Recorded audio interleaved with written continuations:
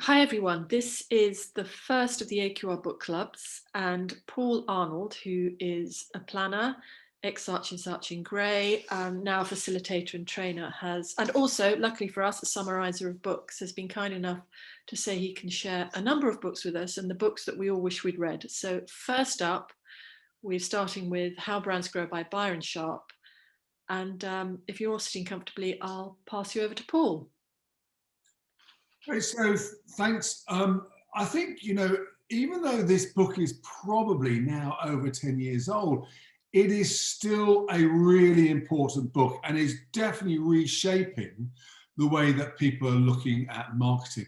And, I know that Mars are putting it front and center of actually their marketing. I know Coty likewise are doing it, and many other companies I've worked with reference it all the time. So I think it's very important that you understand some of the key principles that are inside this book, as much to help demonstrate how your work you're doing feeds into that stuff, but also just to sort of demonstrate that as such you are aware of half of these new thinking processes that are going on right now.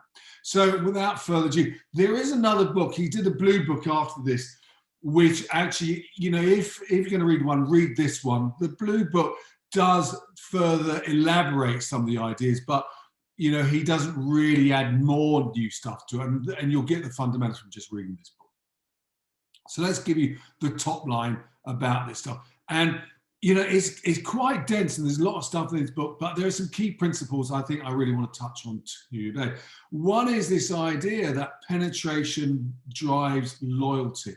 So in other words, if you really want to build your business, focus on driving penetration, because with penetration, it drags along loyalty with it. And the other thing is that most of the business growth is going to come from feeding that long tail of light users and getting those in, rather than necessarily just only looking after the bit who are really your so-called loyalists. And then actually he does go and sort of talk a bit more about the myths of differentiation, really switching it over to distinction, and challenging this idea of going for segmentation in our media planning, and much more going for broad reach.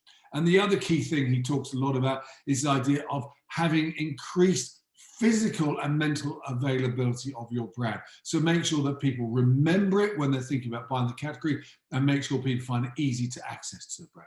So let's just elaborate on some of those key themes. Well, the first thing is that, for any of you who have done marketing and you've read Kotler or you've read Doyle or any other big bastions who have written the tomes that we had to study, what Byron Sharp says, when we look at some of those sort of principles we got raised on, he sort of challenged them and said, well, they're more myths than they are based on empirical evidence. And what he and the Ehrenberg Bass Institute have done is looked at lots of real cases driven by the massive increase in data we have available to us now, to really sort out the chaff from the wheat and really say, this is what really drives growth, rather than these myths we've been living in the past. And so therefore, I really want to start talking very quickly about this one, about the law of double jeopardy. And the reality is that what he's sort of saying is, size does matter in marketing. So, as the bigger the brand, the more customers you have. I know that sounds pretty obvious, but it could just be that you have the same number of customers, but they buy you more often. No, you have more customers. And actually, as we sort of said early on, actually the more customers, the more of them are loyal. It's not saying that your whole business is driven by loyalty, but more of them are loyal. And when we come down here, because you have more customers, you also gain more customers. But at the same time, as you'd expect with any big brand, you lose more customers as well. The smaller the brand, you're going to lose less customers than a big brand. And also, the reality is that because you are the big brand in the category, you are more likely to have customers of smaller brands. So the people who are the least frequent buyers in the category are more likely to be buying you. Someone who only buys one can of soda a year, they're more likely to buy a Coke than they are going to buy a Pepsi or a 7-Up or any of those. And likewise, that's the trouble with the very fidgety mouse. You have more heavy users, but you also have more light users. So as you expect, there's more a fact of numbers. You have everything, you have more of everything. And actually, one of the key things that really he talks a lot about is that loyalty follows penetration. So basically what you find is that the bigger the brand, the greater percentage you have, the more loyal people you have. So actually, if you are thinking you've got to drive loyalty, in a strange way, the best way of driving loyalty is to actually focus on driving penetration. And therefore, there's this whole focus that he's suggesting you focus on your light users. And every brand has a long tail of light users. And hence, as I just said, the bigger brands have more lighter users than does a smaller brand has. And in the old days, we always used to talk about the 80-20 rule, didn't we? Well, that's changed. It's not quite as extreme as that. So now, rather than the old days, where sort of 80% of your sales came, from 20% of your customers, now 40% of your sales comes from 80% of your customers. So one of the things that we've got to realize is that we do need to feed the tail more than we did before. Therefore, that's the big suggestion that he's saying is that, don't just focus on those few people. Sure, they're important, and sure, you've got to look after them. But actually, where your real revenue is going to come from is going to come from building that tail and holding on to that tail. So let's just talk a little bit more about this penetration versus loyalty. He makes the big thing he really talks about is brands primarily grow from winning new users rather than driving loyalty. Now, as everything, nothing is a black and white as one way or the other, but the reality is that what he's saying from having looked at 157 brands and looking at the work the IPA has done, that basically all of these would suggest that the more effective strategy, if you're toying between driving penetration or driving loyalty, strategies focused on driving penetration are more successful than those driving loyalty. So that is what we've really got to spend our time doing.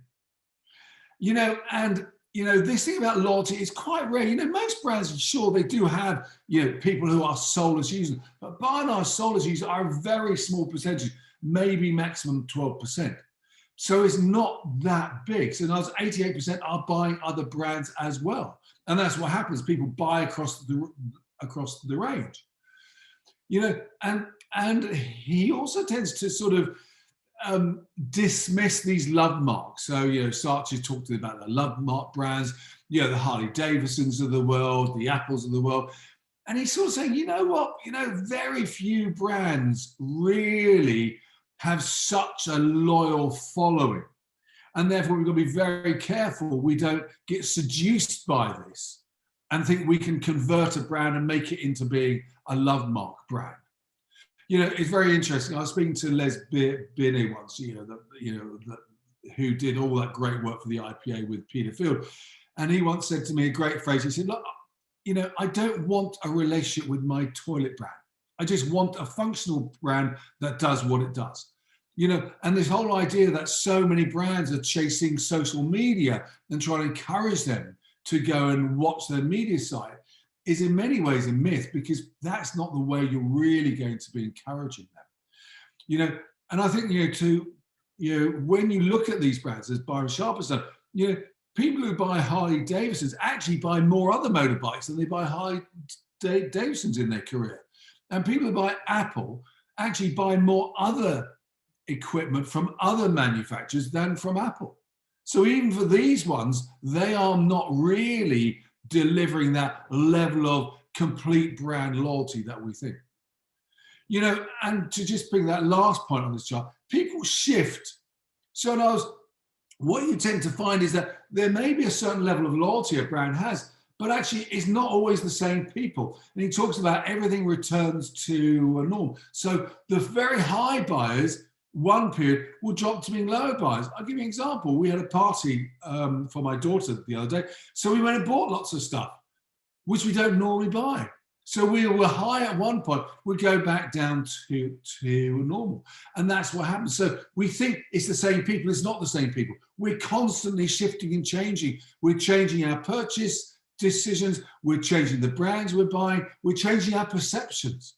So this idea that there are just these absolute loyalists who sit there, who will never be influenced to buy anything else, is a very small percentage, and that's not where your growth comes. You've got them already, so don't go chasing them.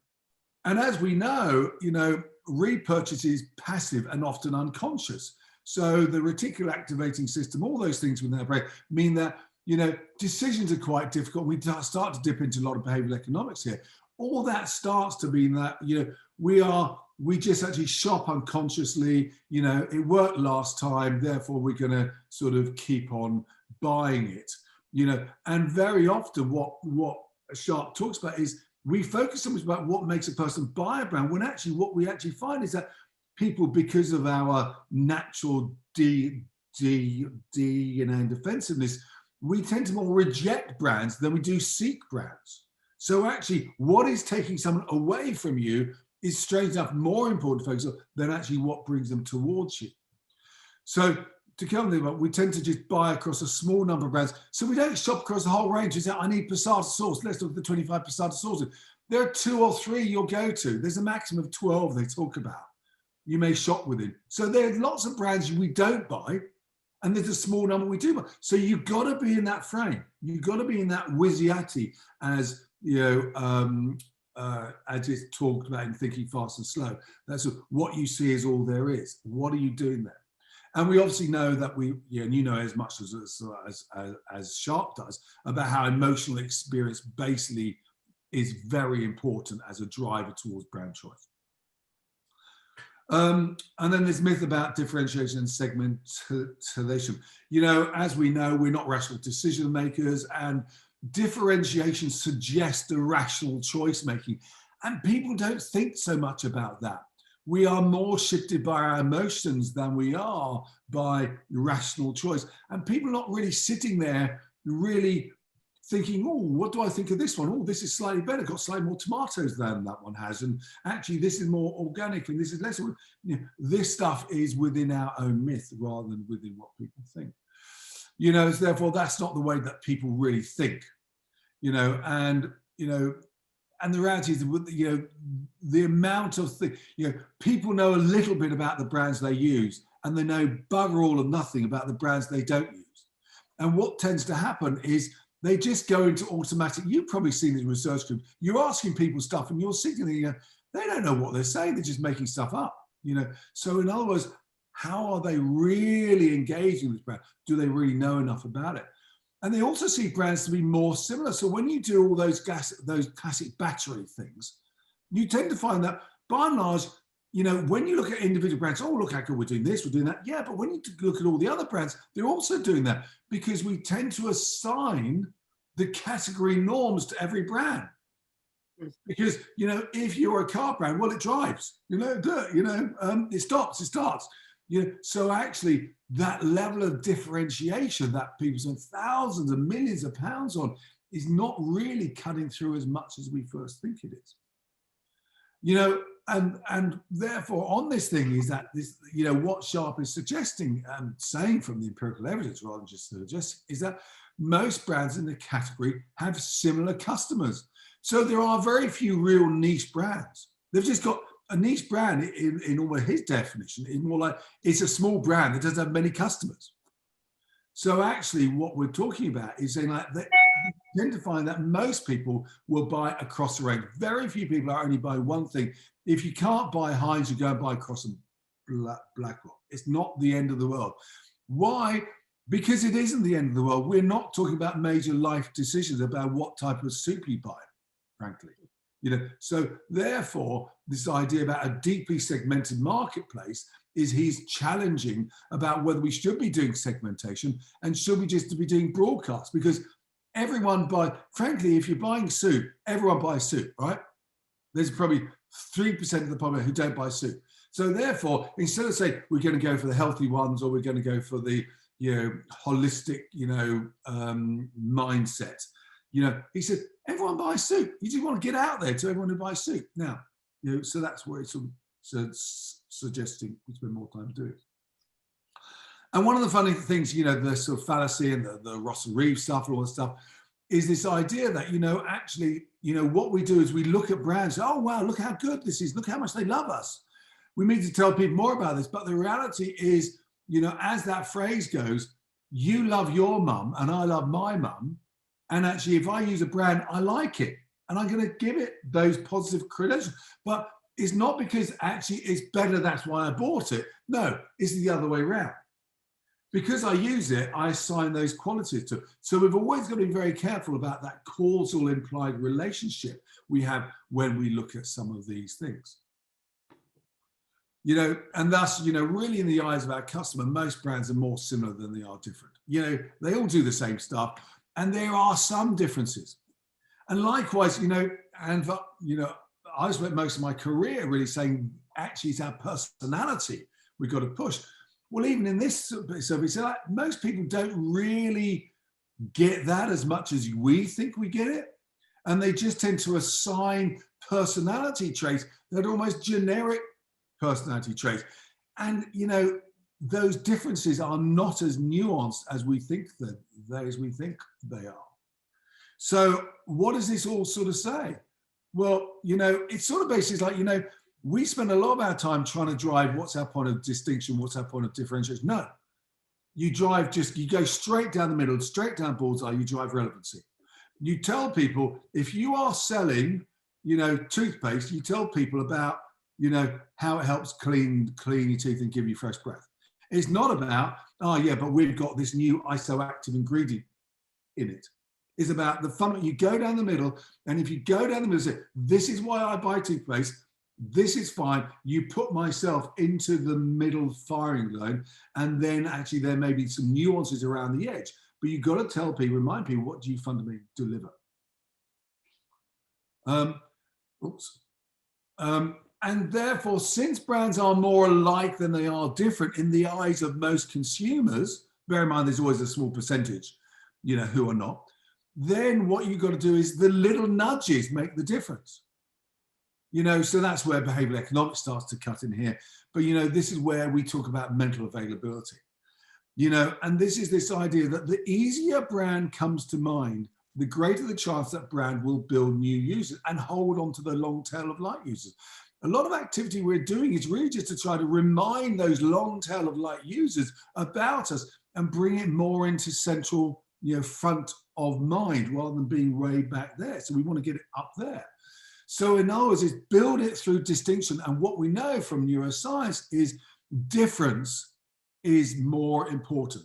So just being distinctive, being that, as Seth got into it, that purple cowness is what you've got to go and do. So what is the only, triangular chocolate in the marketplace? It's going to be more powerful than just trying to say about how we put more cream into our chocolate than anyone else does, because that's more distinctive.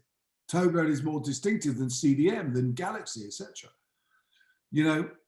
And so therefore what we've got to do is find that point, and maybe it comes through rituals and things like that. And the other thing they talk about is actually what you've got to do is you've got to have, as we know, that absolute burning clarity about what this brand stands for. So we need to drive consistency. It's not about chopping and changing, which all agencies want to go and do and all new clients want to do. It's about, no, you take your existing thing and you drive it home and you refresh it. So, we therefore say, what are the things that basically, if you will wake people in the middle of the night and say, tell me about McDonald's, they're going to say things like the Arches, or they're going to say Ronald, or they're going to say, a Big Mac. We've got to take these fundamental things and we've got to build them and burn them. If you think what a branding comes from, the idea of branding, the side of the barrel, which Bass first went into, we've got to burn that image into our heads through these whole range. And that's why, the next book they came after that was the Building Distinctive Brand Assets book, quite dry. But, the truth is, this is what they're saying. This is our fundamental role we've really got to go and do. Physical availability, you know, within an arm's reach of desire, you know, yeah, you know, increasingly that's becoming less relevant because the internet is allowing us to have that at one click away. But actually, we've got to think, we've got to look at the consumer journey. What are the points, you know, in behavioral economics, which is causing people to be more distant? So hence why in insurance and things like that, how do we make the form easier to fill in? Make it as easy as possible. Get out all of the friction out of the purchase cycle is what we've got to go and do. And increasingly, like Zappos has done, how do you make the return to be easy? Because, you know, that can often be perceived as part of the purchase cycle. So let's just look at some criticism. Look, you know, I think the reality is it's a great book. Everyone seized upon it, lots of data, but every brand and category is different. So just because these are the rules of the game, that doesn't mean it's the rule of your game. So we've actually got to be doing, the powerful thing about it is driving empirical evidence and data really at the core of what marketing is about. We're seeing that happening all the time. You know, and therefore every brand you work with should be like, what's our empirical? What's the testing we're doing? So all of that test fast, setting up hypotheses, all that stuff becomes part and parcel these days where the marketing is done. And having said that, other people, you know, I attended this really interesting talk by MMA about, you know, empirical studies that other people have done, which have found that loyalty is the most important aspect, because repeat buyers are driving, a disproportionate amount of growth. Loyalty drives becomes long-term sort of value. And, you know, other people said, well, it's less mass marketing, more the movable middle. Like there's people on one side who are totally rejected, people on that side who are totally, but it's that movable middle is what we're saying we should do. So that's like 5 times more responsive than other people. So just to say that, you know, Byron Sharp isn't the only game in town, but however, it's highly influential. So really just to really sort of summarize, you know, growth primarily comes from gaining new users rather than driving increased loyalty. The greater the brand size, the greater its level of loyalty. So to build loyalty, you need to first build brand size through gaining new users. So one follows the other. Most brands are more similar than we think, and most customers are also more similar than we think. So segmentation and differentiation are less relevant. They're not saying they're totally not relevant concepts. Also, our views on brands can be influenced easily, not that we think too deeply about it. So you can think one thing one day, another thing another day, because, you know, you just do. We're not like that deeply entrenched in brands. Thus, if brands are all the same, small nudges can make the difference. That's where behavioral economics comes in. That's where, you know, saliency comes in. That's where advertising fundamentally works. And the easier brand is recalled, you know, this mental availability, the greater the chance the brand will build new users and also attract back in those who are the long tail of users. The best way to make brands stand out is to be distinctive rather than differentiated. And the easier brand is to access, you know, physical availability, the greater the chance the brand will build new users. So there was a whistle stop.